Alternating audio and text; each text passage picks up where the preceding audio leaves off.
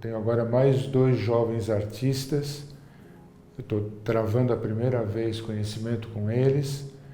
Um que vem com xilogravuras, que é o Ramon Santos, e outro que vem com desenho, que é o Manassés Muniz. Eles vão se apresentar daqui a pouco e eu rapidamente vou fazer a apresentação como eu vejo o trabalho deles. Voltamos à tradicional xilogravura, esse ambiente de arte que eu gosto tanto e com o qual eu frequento há muitos anos. Sempre eu vejo coisas novas, sempre me surpreendendo.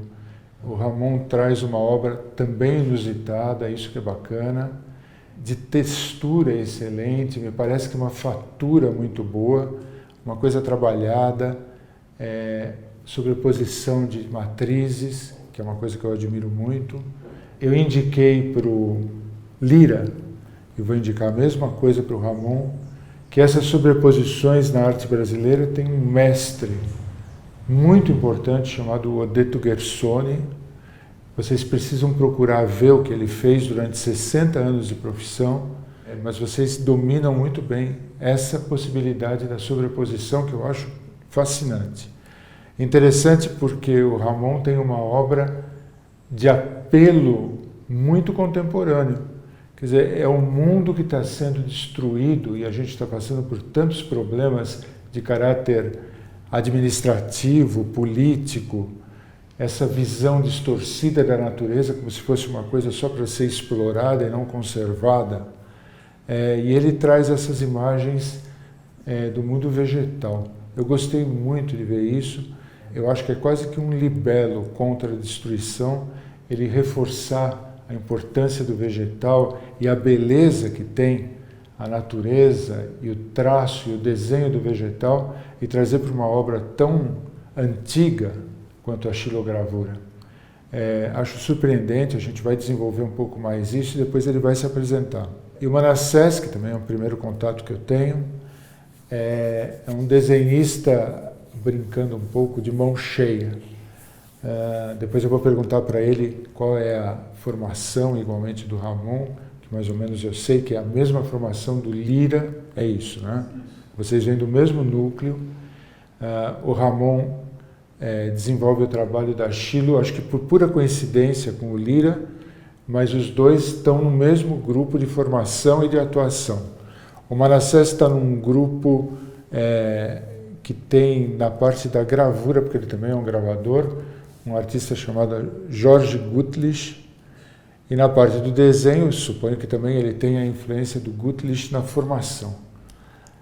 Eu fiquei muito impactado com a obra do Manassés, porque me reportou ao período românico, não ao período romântico, mas o românico, quer dizer, pré-gótico. E esses íncubos, súcubos, essas gárgulas, esses personagens que a gente conhece, que estão ilustrando as grandes catedrais do período, são seres terríficos. E a função disso nas catedrais não era como se diz quando não se conhece, que era uma coisa demoníaca, mas era o contrário da ideia. Quer dizer, o demônio só poderia ser expulso e afastado por um ser mais terrífico do que ele próprio. Então, isso para mim é uma gárgula. Íncubos e súcubos são seres terríveis. Eu acho que ele faz uma obra românica, muito séria. Eu queria saber uma coisa, eu vou começar a entrar um pouco na vida dos dois, não tem importância. Depois você fala seu nome e sua formação. Mas por que essa obra terrífica? Por que você foi colher nessas referências culturais uma coisa tão ancestral quanto a natureza dele e o terrífico seu? O que te levou a esse mundo? Interessante a pergunta, Abdala, porque você fez uma ponte muito boa, né? Voltando lá nesse período românico, assim, né? Onde a igreja tinha esse poder, né? Se auto-intitulava, né? Detentora desse poder de a gente que expulsa os demônios. Aqui, se existe um lugar onde um demônio possa morar e não cometer mal contra você, é aqui dentro, né, dessa catedral e tal. Então, minha origem, assim, eu sou filho de pastor, sabe? Sou filho de pastores, assim, né? Então, cresci dentro da igreja. E a Bíblia, vamos dizer assim, né? O imaginário cristão, o imaginário pautado na mitologia cristã, foi muito presente durante toda a minha infância, assim, durante toda a infância. Então, a minha formação, digamos, a parte autodidata da minha formação, o interesse por ir buscar, o que desenhar, o que fazer, né? Ele vem muito desse período, sabe, assim, de uma ligação com a igreja, mas no sentido de expurgar o resíduo que a igreja, né, que a igreja deixou assim dentro de mim, né? E foi um trabalho que eu comecei a fazer pouco tempo depois de ter entrado na universidade, mas que já vinha acompanhando, assim, entre um desenho e outro, esses seres apareciam, ora eram minotauros, ora eram gárgulas, ora eram serpentes, né? A serpente é uma coisa que também está muito presente no meu trabalho, assim. E aí isso tudo, em algum momento isso tudo se une à cultura popular também do meu estado, sabe? De onde eu venho, né? Que eu não sei se vocês conhecem essa expressão, mas tem uma expressão muito comum no Nordeste que é correr bicho. Não conheço. Correr bicho é quando, sei lá, quando uma pessoa é amaldiçoada, um filho bate numa mãe, sim, alguma coisa assim, aí a mãe fala, olha, você vai correr bicho. Quando der uma certa hora da noite, você vai se transformar na pior coisa que você poderia se transformar, né? Interessante. Isso é uma coisa muito, muito comum, assim, né? Tem várias regiões do Nordeste essa expressão, assim, do correr bicho, né? E o bicho é algo que é muito, assim, que é comum no imaginário, assim, do povo, do nordestino, assim, de modo geral, né? A gente tem uma cultura que ela pega isso que é terrífico, que é de alguma coisa aterrorizador, que é horrível, né, de alguma forma, e consegue conviver com isso, né? Talvez pelo modo de vida mais difícil do nordestino, né, de encarar as dificuldades de uma forma mais dura mesmo, assim, né? Talvez tenha isso. Então aí a gente vai ter as carrancas. Sim. As carrancas, né, que são aquelas esculturas que vão na frente dos barcos para, né, expelir o mal-olhado, expelir o algouro e fazer com que o pescador vá e volte, né? Então, assim, tem uma escultura de um ser terrífico que protege aquela embarcação. Que é exatamente aquilo que eu estava falando. Exatamente. De que tem que ser mais feio do que o mal. Isso, exatamente. Tem que ser mais feio do que o mal. E aí vem o gosto pelo desenho, né? Que incrementa essa figura aí, porque ela não fica apenas na ilustração, no desejo de dizer, olha, quero fazer, vou sentar aqui para desenhar uma coisa assim, assado. Esses desenhos, eles surgem do processo mesmo, de sentar para desenhar, sabe? Então, eu faço uma seleção quando todos estão, vamos dizer, quando eu paro de trabalhar em todos os desenhos, eu disse, olha, esses aqui, eles vão entrar nessa série que eu estou chamando de Quimeras e Deidades. Então, e eu falei quimeras, né? Isso, quimeras. São quimeras e as deidades porque, de uma certa forma, eu consigo ver uma coisa um pouco divina nelas, sabe? E algumas, elas têm uma postura divina, algumas parecem que estão prostradas, rezando, orando, algumas têm os símbolos, carregam os símbolos cristãos, né, em si. Então, assim, e é isso, assim, você pegou a linha você pegou a linha da meada mesmo, é exatamente essa a pegada do trabalho, fazer uma coisa mais terrível, né, que isso, assim. E muitas vezes dá uma imagem terrível realmente, né, porque, voltando um pouco sobre a Bíblia, assim, né, são várias as imagens que são descritas na Bíblia, mas poucas delas dão a dimensão do quão terrível seria aquelas coisas se a gente tivesse presencialmente olhando, né? Tipo assim, a própria presença de Deus quando é descrita na Bíblia é algo assim que, né, ninguém conseguiria. Bom, se você olhasse, você seria simplesmente fulminado, né? Então, assim, tá muito perto disso para mim. Quando eu estou fazendo, eu estou pensando de alguma forma é algo um pouco religioso porque eu volto nessa minha infância, né? Volto nesse momento onde essas coisas foram ficando no meu imaginário, sabe, assim, né? De um lado, através dessa mitologia cristã, por outro lado, da cultura popular, do folclore, né? Que é algo, assim, pelo qual sou extremamente apaixonado, assim, sabe? Nossas histórias, a nossa fauna fantástica, ela para mim, é a mais bonita, sabe, assim, todas as mitologias que eu já acompanhei, assim, né? Mas é bem isso mesmo. A gente vai voltar no assunto ainda, porque eu tenho que perguntar coisas que me dão curiosidade. No caso do Ramon, o que te aproximou da natureza? Você tem uma visão muito atual do que está acontecendo e faz essas estilos depois de todos esses incidentes anti-natureza, ou você sempre trabalhou com a natureza como produto primeiro? Então, nem sempre eu trabalhei com a natureza. E eu sempre gostei de admirar a natureza, sabe?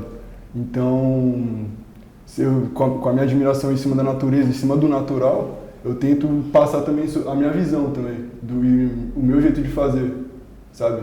E essa série mesmo das plantas foi baseada, tipo, eu gosto muito de admirar as coisas na rua, tipo, sim, árvore, eu vejo os pássaros e tal, e eu observo bem mais o natural, sabe? Não, tipo, ficar observando carro, pessoas passando, nem nada.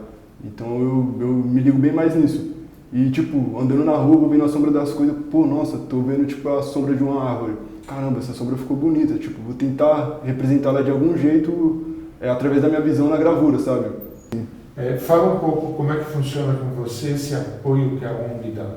A ONG, para mim, ainda é um mistério, eu não tenho contato com ONGs nem nada. Eu queria saber onde ela entra para te apoiar. Então, a ONG foi algo muito importante assim, na minha vida para mim entrar no mundo da arte. Porque eu falo isso e se não fosse a ONG eu não estaria, tipo, fazendo gravura hoje, nem nada. E desde muito pequeno, antes de entrar na ONG, eu já gostava muito de desenhar, eu desenhava bastante. Você também começa com muita pouca idade, não é? Sim, também, tipo, eu lembro que eu acho que eu tinha 7 anos, 6, e eu fui entrar na ONG quando eu já tinha, tipo, entre os 8 e os 9 anos de idade. Então, bem antes eu já gostava muito de desenhar e quando você é criança, querendo ou não, você assiste TV e vê muitos personagens de desenho, animação e tal, e você tenta reproduzir também, fazer esses desenhos. Então eu já vim de um lugar que eu desenhava bastante personagens de desenhos de TV. E quando eu entro na ONG, eu começo a aprender outras técnicas para criar arte, sabe?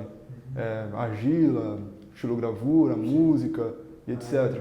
E na ONG eu comecei a aprender vários tipos de arte. E quando eu era criança, tipo, criança tem uma energia, tem bastante energia, sabe?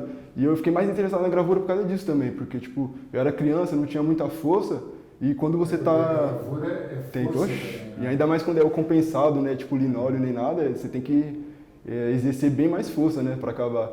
E pra mim acabava funcionando como uma terapia também, tipo, eu já gostava de desenhava e na hora de cavar, você é louco, ali pra mim... O tempo tipo, passava rápido, mas pra mim passava devagar. Tipo, perdi a noção do tempo. Tá assim ainda? Hoje em dia ainda, tá assim? Claro. Hoje se eu começar a cavar aqui, eu fico o dia inteiro no almoço, não bebo água, tipo... É isso, o negócio é louco.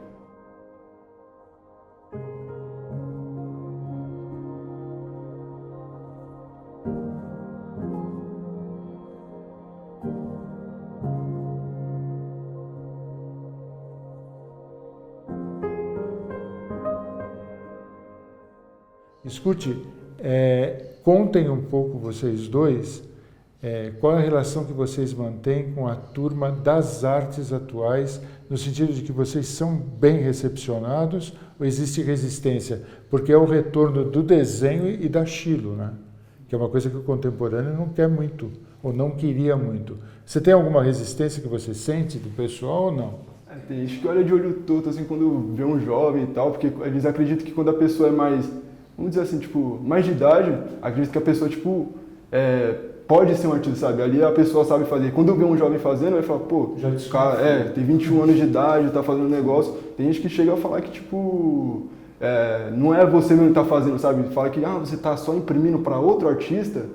Tipo, já teve... Não acredito. Não acredito que, tipo, uma pessoa tão nova pode fazer algo tão bom, sabe? Tipo, algo com técnica, impressão e tudo, sabe? Um capricho, né? Você também sente resistência ou não? Eu acho que eu sou um único aluno reprovado no ateliê de desenho da Belas Artes. Mas por que reprovado? Não, reprovado não necessariamente pelo meu desenho, porque claramente ele não foi olhado, né, durante o ateliê inteiro. Mas porque eu desisti do ateliê, eu comecei a faltar porque a professora que dirigia o ateliê, ela tinha essa cabeça fechada com com o contemporâneo, com o conceitual, né? Conceitual entre aspas, assim, porque Porque basta ler um pouco que a gente vai ver que nunca existiu nada isento de conceito, assim, né, na história da arte. Mas aí a gente tem essa turma de hoje que, enfim, que é a favor da arte mais higiênica, né, da arte que você não se suja, do trabalho que não tem trabalho. O ateliê, por exemplo... Sabe que eu vou interromper, não, mas pode você vai interromper. entender. Eu digo, olha, o grande problema hoje dos artistas, vocês não têm esse medo. É que o pintor não pinta, o gravador não grava, o desenhista não desenha, o escultor não esculpe. Então fica tudo num conceito muito vago. E eu gosto do artesanato da arte. Sim. Eu quero ver a arte com resultado, Sim. entende? Porque senão isso me angustia demais. Eu acho um mundo limitado.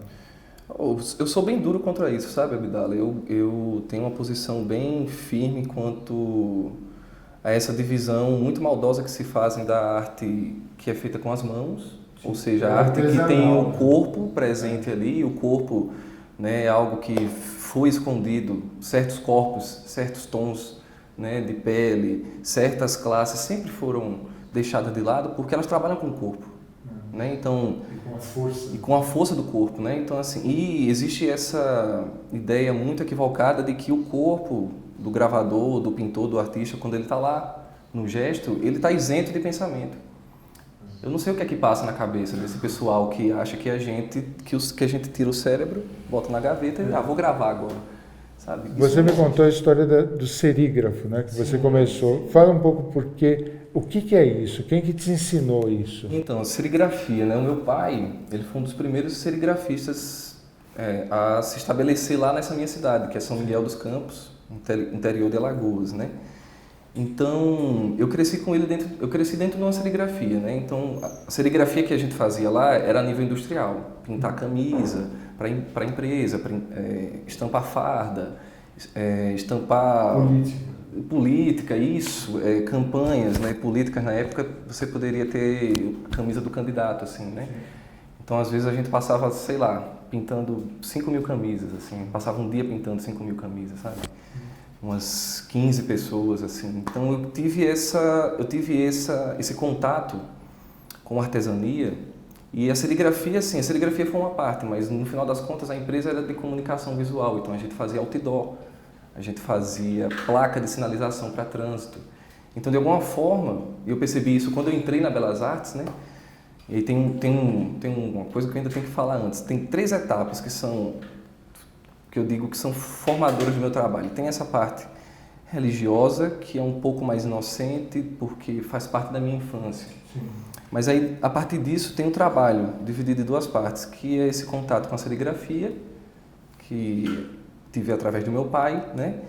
E a minha cidade, não sei se eu cheguei a comentar, mas ela é o polo do corte de cana manual no Brasil. Então, assim, eu cresci num ambiente industrial, sabe? Tanto é que o meu trabalho tem 2 frentes, assim, que são essas bestas, essas feras, essas quimeras, e tem os desertos, que eu gosto de chamar desertos industriais, sabe? Que tem por plano de fundo, tem essa coisa do plantio de cana, né? Então, assim, eu trabalhei na usina também, então saí da serigrafia, fui para a usina. E aí, saindo da usina, foi quando eu decidi entrar na universidade, eu estudei design na Federal lá de Alagoas, e aí vi que não era para mim, porque o design ele não tem ao menos o curso lá, né? Não tinha. Final, né? E ficava tudo muito na ideia, né? E a vida não se faz assim, né? A vida se faz de força, assim, né? Então aí eu decidi que eu ia me mudar, que eu ia, enfim, largar tudo e ir estudar. No caso, na época a decisão foi ir para BH porque eu tinha uma amiga. Sim. E nós 2 juntos decidimos, ela foi quem me deu maior força para ir. Mas aí, chegando na Belas Artes, ficou claro essa diferença dessa bagagem que eu tinha, sabe? Uma bagagem de uma pessoa que sabia trabalhar com diferentes tipos de materialidade, assim. Não tinha nada que fosse uma surpresa para mim, sabe? E eles não te rejeitaram por isso? A princípio, não, porque eu tive 2 grandes figuras, assim, tive 2 grandes pessoas chaves, digamos assim, né? Tiveram muitas outras, eu não posso ser injusto, assim, mas tem essas 2 pessoas, elas são chaves, que é a Maria do Céu, que veio comigo até aqui, quando eu cheguei, que foi minha amiga, minha professora, fui monitor dela, e ela, eu posso dizer que vem dela esse estímulo do desenho como uma força, sabe? No caso, quando eu erro um desenho, eu não dou ele por acabado, eu deixo ele do lado e começo o outro, sabe? Aquela imagem não deu certo, eu tento aqui de novo. Então, ela me passou um pouco dessa... Não é que ela me passou, ela aflorou um pouco essa impaciência que eu já tenho, sabe? Assim, né? Mais um impaciente. Mais um Esse impaciente. é mais calmo agora também. Não, mas antigamente não era tão Todos os artistas ansiosos, né? Mas acho que isso é uma característica boa para vocês. Não, mas é. E quem é a segunda figura? O Jorge Guteleit. Gutlich. Isso, que foi quando ele entrou na gravura. Eu estava fazendo o ateliê de desenho, eu cursava a habilitação de desenho antes, e a habilitação de desenho ela estava dominada por esse pensamento, né, vamos conversar mais do que fazer. E nada contra, sabe? Eu gosto muito de filosofia, eu leio bastante filosofia e tudo, mas arte não é filosofia. São coisas totalmente diferentes, sabe? E aí eu vi que o desenho ele ia caminhar muito por essa... E eu não iria conseguir desenhar. Uma história que eu tenho é que eu mostrei meus desenhos dentro da sala e a professora pegou a caixa. Perguntou se a caixa era um trabalho também, né? E aí eu fiquei assim, né? Pô, o que é que eu respondo, né? Assim, não sei o que é que eu respondo. A caixa onde você guardava os desenhos? Assim, só a caixa onde eu levei os cadernos, os desenhos, assim. Parece até uma pirraça, sabe? E o que você respondeu? Eu falei, claro que não. Assim, ficou claro que eu tinha uma posição, a gente ficou tendo embates até o final do curso, até ela me reprovar. Mas enfim, aí foi quando eu conheci o Jorge. O Jorge foi quem, de uma vez por todas, me colocou ali diante da gravura, sabe? E na gravura eu encontrei tudo que eu tive contato durante a minha vida inteira, assim, né? Trabalhando com a serigrafia e depois eu fiz um curso de mecânico no Senai e trabalhei um tempo na usina, né, como jovem aprendiz. Então, assim, a gravura, ela de alguma forma uniu isso tudo, sabe? Ela tinha esse aspecto industrial, a gravura em metal, né? Ela tinha essa coisa que me lembrava um pouco a indústria, por ser cobre, por ser um metal, pelas ferramentas eu poder fabricar num torno, sabe? Limando. Então, assim, de cara eu disse, é isso que eu quero fazer. Eu estava falando com o Manassés a respeito da origem dele. Ele é do estado de Alagoas, a cidade dele é uma região de cana, de extração de cana, de usinas de cana e dessa tragédia que existe dos boias frias, que eu não sei hoje se é tão comum, mas que antigamente era uma coisa comum. E aí ele me falou da figura terrífica que está aqui embaixo. Ela não é só relacionada às figuras medievais, como eu tinha falado e ele tinha confirmado, mas ele é uma figura humana de um mal que acomete o boia fria. É chamado de abirola. Eu nunca tinha ouvido falar nisso e eu vou pedir que o Manassés explique o que é isso aqui, o que é essa posição. Isso é real, tá? Apesar de ser fantasioso na realização, ele é real na ideia, isto existe. Fala pra gente um pouco o que é isso. Tá, vou falar. A birola... Tem outros nomes também, né? Mas ela é popularmente conhecida como birola ou canguru. Canguru que diz respeito à posição, né? A palavra canguru diz respeito à posição que a pessoa fica. E o que é, né? Acomete o cortador de cana quando ele se desidrata totalmente. Assim, não é uma desidratação só de líquido, né? É quando ele perde todos os sais minerais e os líquidos do corpo. Então aí acontece uma espécie de choque, né, embaixo do sol, acontece um choque que eu não lembro o termo, mas tem um termo para esse tipo de choque dentro da biologia, e a pessoa começa a ter essas contrações. Né? Então, você falou em câimbras também. Câimbras, né? Exatamente. Quer dizer, ela vai ficando retensa com a musculatura toda. Isso. Por conta do corte, né? O trabalho. O movimento fica constante. Constante, o suor, a comida que se come também não é suficiente. A nutrição não é suficiente para uma pessoa que corta em média de 7 a 10 toneladas, né, de cana por dia. Né? Um cortador corta isso assim. Né? Diário. Você só tem algum tipo de assim, o número só é menor se ele tem algum problema. Se ele para. Mas não existe distinção nem entre homem e mulher, tá? Isso não existe no campo, assim. Homem e mulher cortam a mesma quantidade, porque tem muitas cortadoras também, sabe? Então, o cortador ele é acometido por isso, assim, por essa cãibra. Depois que ele tem isso a primeira vez, ele não deixa mais de ter sequelas disso. Então, assim, é algo que a partir do momento que acontece, ele vai ter isso pro resto da vida. De alguma forma vai ter um espasmo, né? Tem pessoas que volta a ter a posição. Volta a ter a posição, né? Então assim, eu vi um dia, né, um cortador numa posição assim, né, cocorado, com os braços juntos. E isso não saiu mais assim, né, da minha cabeça, assim, algo chocante de se ver assim. Mas na hora você não entende, né? É mais chocante depois quando você descobre o que é que está por trás daquilo ali, sabe? Então, essas figuras, de alguma forma, elas também têm uma ligação com esses campos, mas assim, é como eu falo, não é uma ligação que está clara para mim, mas ela também não está totalmente obscura, sabe? Para o futuro, né? Vocês têm um futuro em mente, eu perguntei isso para os outros dois artistas, assim, o que você gostaria que acontecesse no futuro e até onde você almeja que as coisas melhorem? O que você quer da sua obra, afinal? Primeiro eu vou falar com o Manassés, depois falo com o Ramon. Assim, sobre o meu trabalho mesmo. Sobre né? você. Porque o mundo mesmo... não, o mundo não me interessa. O mundo está perdido, o mundo está perdido. Mas você? Tá.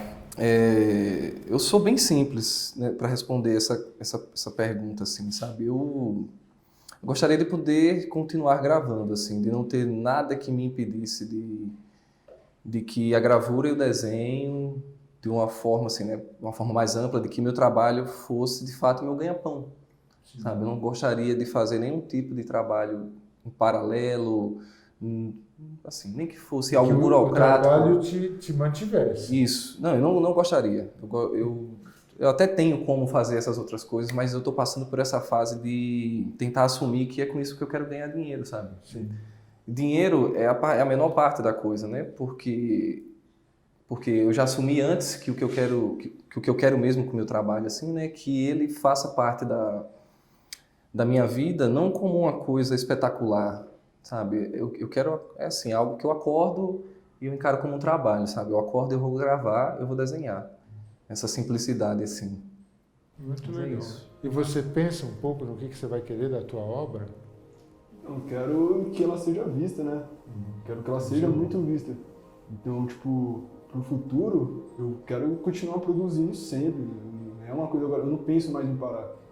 Pra mim agora, isso aqui pra mim é minha vida, mano. É que nem eu disse, tipo, é difícil você ganhar dinheiro com o que você gosta. Mas eu lembro de outras fases, é difícil você viver do que você gosta, mas tipo, no final vale a pena, compensa.